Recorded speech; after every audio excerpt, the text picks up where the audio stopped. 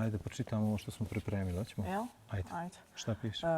Da je vrijeme da ispričamo jednu podgoričku priču, jeste. A gdje je jedna, to su 2, 3, 4. Tako je. Kult priče i pričanja, ali tako piše ovdje, da znaju gledalci. Kaže, oduvijek je važan na ovim prostorima, a onaj koji priča i dobro govori imao je status makar urbane legende među svojima, a u nekim momentima i mitskog bića.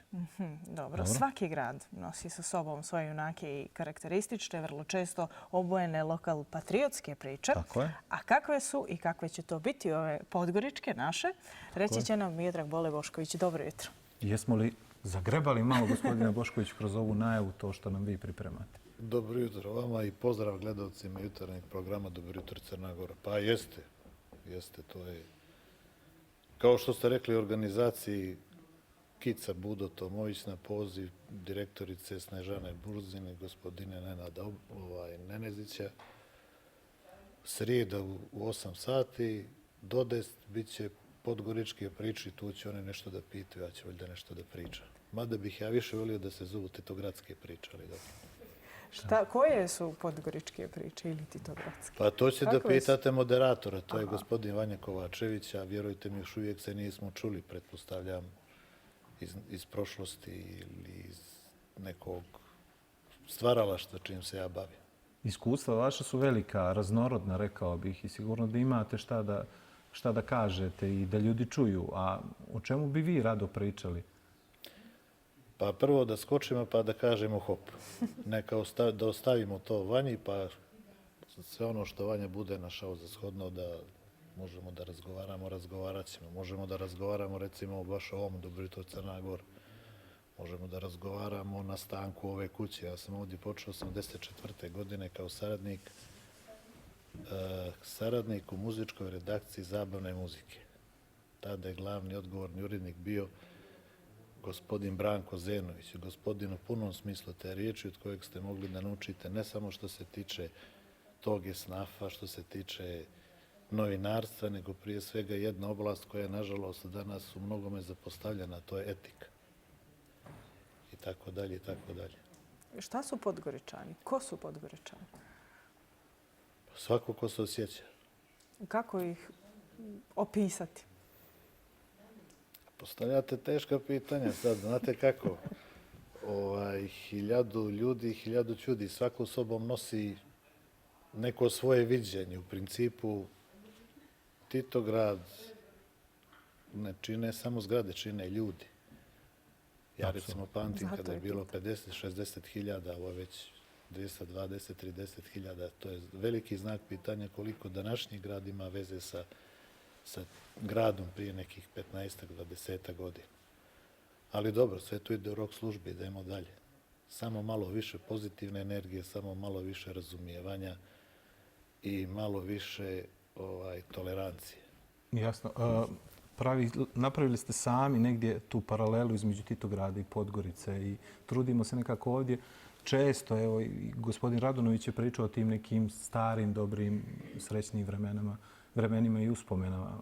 Kako je izgledao taj Titograd vaših godina kojeg pamtite dobro i o kojem bi mogli vjerovatno dugo da pričate? Znate kako, moja generacija iz prošlog ne vijeka, nego iz prošlog milenijuma. I tada je bio jedan gospodin, odnosno bio je maršal Josip Broz, da ustanem kad pomenem toga čovjeka. Tada su postale određene regule, određene zakonitosti koje ste vi mogli, ali u mnogo manjoj mjeri da izbjegnete, a opet poslije toga morali ste doći k spoznanju prava. Mislim da to vrijeme, da su riječi šturo sredstvo da mi možemo sada to da objasnimo. Mlađim generacijama, vama i da kažem još mlađim, neke stvari su jednostavno neshvatljive. Kao da se dešavaju sad, ja vama da pričam, to bi za vas bio neki Spielberg, to je bilo neko filmsko platno. Međutim, razumijem sve te generacije, jer one su na jedan način diskriminisane tim mirom i tim spokojem koji su mogli da užive moje generacije. Ende. Dobro. Duboka je Ne misao. bih htio, znate kako, Crnogorci patu od Nisam se toga da zamislila. svako vrijeme počinje sa, recimo, s mojom generacijom. I prije nas su bile mnoge druge generacije, to je greška. Mi moramo da uvažavamo mnogo stvari koje su se dešavale prije nas. Normalno, trebamo da naglašavamo one dobre, da zaboravimo to što je bilo loše. Jasno.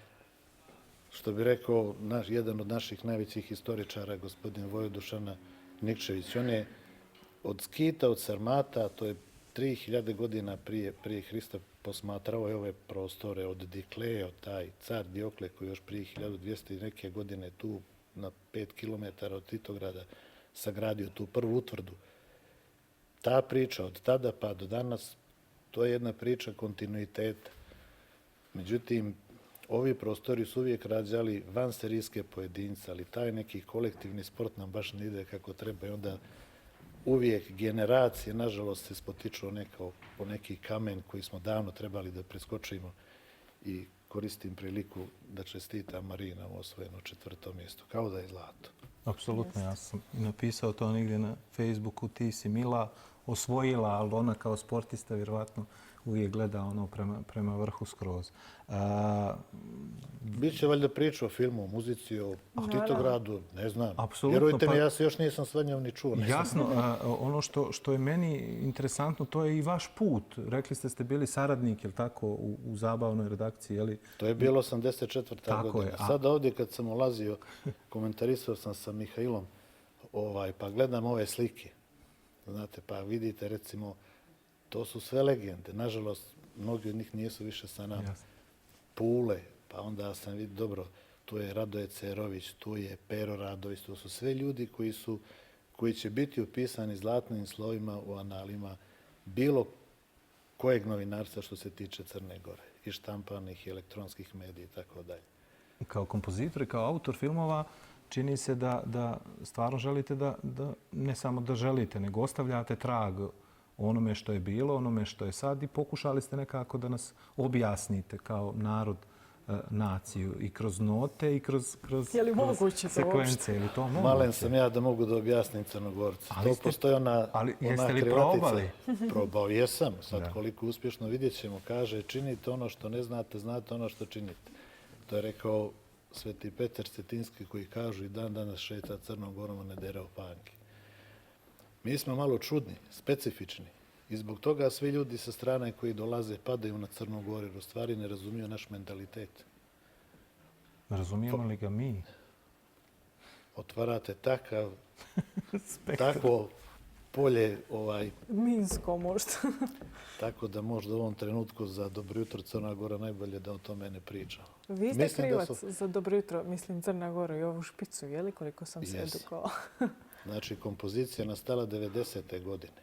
Prvi album instrumentalne muzike je snimljen 93. godine ovdje u studiju televizije Crne Gore. Tonski snimatelji su bili gospodin Laslo Šalgo i Jovica Trajkovski. 94. godine je napravljen spot. Urednik jutarnjeg programa je bio gospodin Todor Pejković.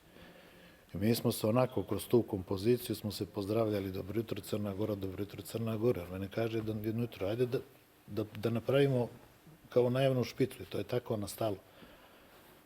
Reditelj je bio Raco Nikolić. Pokušavam da pomenem sve te dobre ljudi iz toga vremena koji su bili. Tako je nastala najavna odjevna špica, to je bilo godinama. Dobro jutro Crna Gora. I taj naziv evo je ostavio do dana današnjeg je neke. Mada i moram i ovo da vam kažem, to je tada bila jedna poluilegala. Znači, govorimo od 90 do 93. godine. Nažalost, živjeli smo ono vrijeme u koje smo živjeli. Srećom to iza nas.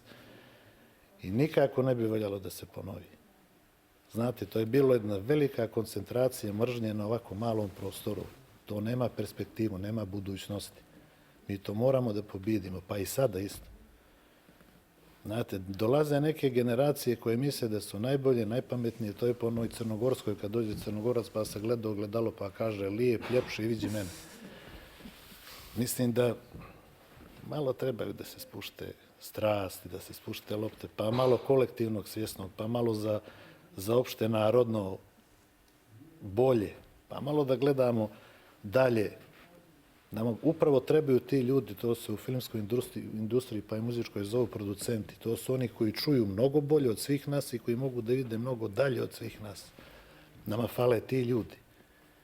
I treba nam dosta pozitivne energije, treba nam neki sublimat svega onoga što je pozitivno da bi riješili ovo stanje u kojem se nalazimo. Znate, u Engleskoj dok sam bio, izvinjavam se, radio sam, to je radio televizije Piccadilly 103, to je najveća privatna radiotelevizijska stanica u Manchesteru. Moj šef je bio izvršni producent Chris Person. On je u to vrijeme bio producent Chris Rea. S jedne strane, s druge strane bio producent bendu koji je zvao se Silent Paper, tad je bio hit Let's Talk About Sex. Govorimo od 90. godine. I on mi je tada govorio o sistemu funkcionisanja zatvorene sobe. Ja ga gledam, ja došao odavde, opet ono ljepši vidi mene. Znači, kada imate problem, a to bi trebalo sa današnjim političarima da se napravi, taj sistem zatvorene sobe funkcioniše tako što ti koji trebaju da se dogovore, on jednostavno uđe unutra. Nema njima izlaska dok oni ne završe problem i dok ne kažu da smo se dogovorili. I to je veliki problem što, recimo, nažalost, danas mediji strašno popularišu sve što je nekako po meni negativno i što je sa negativnim prefiksom u vezi politike. Dajte malo više pozitivne energije, dajte malo više o ovim koji su ambasadori Crne Gore, o kulturnim poslenicima, o sportistima. Dajte malo više da vjerujemo frižideru, a manje televiziji. To je dobro paralel. Čitavog izvinjava. Ne, interesuje me ovo. Rekli ste poluilegala. Znaš što ste tačno mislili? Tad ste radili nešto u poluilegali u okviru ove kuće ili nisam možda dobro shvatio? Ne, mislim da ste shvatili dobro, ali evo ja ću vam objasniti da znači, tada sve što je bilo, što je malo prefiks crnogorsko, nije moglo da prođe. To nisam shvatio. Čak i u jednom momentu bila priča Dobro jutro, zašto Dobro jutro Crna Gora? Imamo samo Dobro jutro. Da. Ne može. Ja kao autor to sam imao pravo i normalno, ne išao sam na razumijevanje i tako došlo Dobro jutro Crna Gora. To je fenomenalna priča. Kako se osjećate, izvinjana, kako se osjećate sad kad vidite... Ne dam Ani da dođe do... Ali ne mogu kad imam inspiraciju, to mi kako se osjećate sad kad vidite da to vaše traje i da je još uvijek tu? Pa ja to ne shvatam kao moje, ja to shvatam kao nešto naše. A u svakom slučaju ne bih pričao istinu da ne kažem da mi prija. Mislim, godi mi. Ipak to je kompozicija koja traje. Koliko je to? 94. ste rekli, čini mi se. Sad ću vam reći. Nastala je 90. To je bio hotel Aleksandar Jugotorsov klub na Slovenskoj plaži. Prva osoba koja je čula tu melodiju, tad sam osvirao na Stratocasteru, bila je gospođa Marjorie Nild. Ona je modni kreator iz Manchestera i poslije dok sam ja boravio u Manchesteru pravili smo modne revije. Između ostalog baš je bila kompozicija Dobro jutro Crna Gora. Ne možemo za kraj da, s obzirom da čitavog jutra pričamo o sreći, Međunarodni dan sreće. Šta je za vas sreća? Kratko nam kažete. Za mene najveća sreća bi bila da se ljudi svako jutro bude sa osmijehom. I kada šetam ulicu da vidim što više nasmijanih ljudi. Znate, osmijeh ne može da vara. Može donekle, ne može da vara. To je ipak emocija. Nažalost, mi danas živimo u vremenu kada su emotivci biološki otpad. To treba da prestane. Ovaj narod ima mnogo kvaliteta i mi treba da radimo na tom nekom sve opšte bolje. Za kolektivnu sreću, što je rekla Ana. Srijeda, 20 sati, Kic Podgoričke priče. Miodrag Bole Bošković, hvala još jednom što ste izdvojili vrijeme za Hvala našu televiziju. vam. Eto, to je bio Bole Bošković i poslao interesantnu poruku, prije svega za nas emotivce. I za nas srećne. Za nas srećne, što se smijemo, što i do kraja onda mi vama šaljemo tu istu poruku, budite srećni. Namislite taj osmijeh, nemojte da folirate osmijeh, to se vidi. To je isto rekao dobro gospodin Bošković.